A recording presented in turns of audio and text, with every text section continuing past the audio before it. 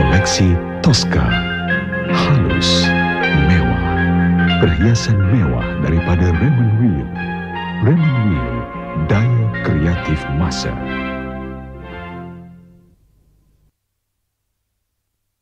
Masa dari Raymond Weil.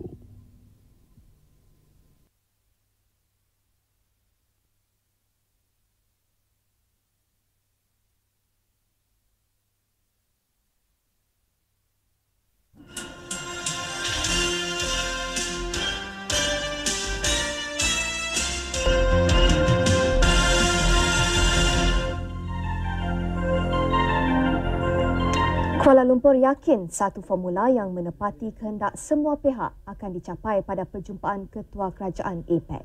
35 lagi mayat bot karam di Keluang ditemui. Berita sepenuhnya. Malaysia terus menyuarakan keprihatinan mengenai keadilan sejagat khususnya dalam bidang ekonomi. Di Jakarta, kehadiran Perdana Menteri mendapat sambutan hangat menjelang perjumpaan tidak formal Ketua Kerajaan negara anggota APEC di Bogor esok. Perjuangan Datuk Seri Dr. Mahathir Mohamad mengenai jadual perdagangan bebas rantau ini semakin menarik minat pelbagai pihak. Kami sedang menunggu isyarat dari Jakarta untuk laporan seterusnya. Dan sebaik saja ia diterima, kami akan bawa anda secara langsung ke Jakarta. Dalam pada itu, Timbalan Perdana Menteri Datuk Seri Anwar Ibrahim berkata, Asia dan Barat harus bekerjasama memastikan halangan perdagangan yang wujud sekarang dileraikan dalam masa yang singkat. Pada sesi soal-jawab selepas itu, Datuk Seri Anwar menjelaskan kejayaan Malaysia dalam pelbagai bidang ialah kerana ia mengambil kira pendapat semua bangsa negara ini. Pandangan mereka dalam pelbagai hal juga diambil walaupun pada asasnya Islam agama rasmi negara. Dan saya baru diberitahu bahawa isyarat dari Jakarta telah kami terima dan Tengku Alida Bostamam pun nampaknya sudah bersedia.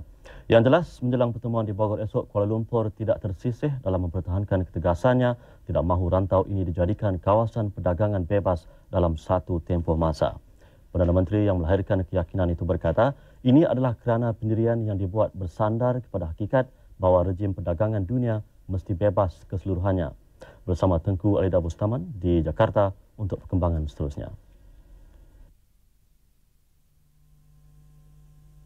Terima kasih Kuala Lumpur. Ketika ini di Pusat Konvensyen Jakarta, Ketua Kerajaan negara anggota buat pertama kalinya berada di bawah satu bumbung sebelum perjumpaan tidak formal mereka di Bogor.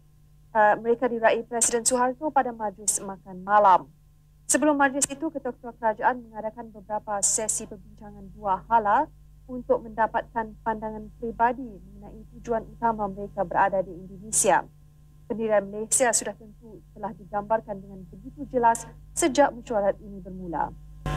Usaha sama sektor swasta itu adalah antara 3 perjanjian yang disaksi Perdana Menteri ketika beliau berada di Jakarta. Esok tumpuan sudah tentu diberi pada perjumpaan tidak formal di Bogor yang terletak kira-kira 1 jam perjalanan dari Jakarta. Ketua Kerajaan 18 negara anggota buat pertama kali akan berpeluang berbincang dan seterusnya menetapkan arah haluan APEC. Dengan itu, sekian sahaja laporan kami dari Jakarta. Kita kembali ke Kuala Lumpur. Sekian buletin utama malam ini. Selamat menonton rancangan-rancangan istimewa yang telah kami sediakan. Selamat hormat dan selamat malam. Selamat malam.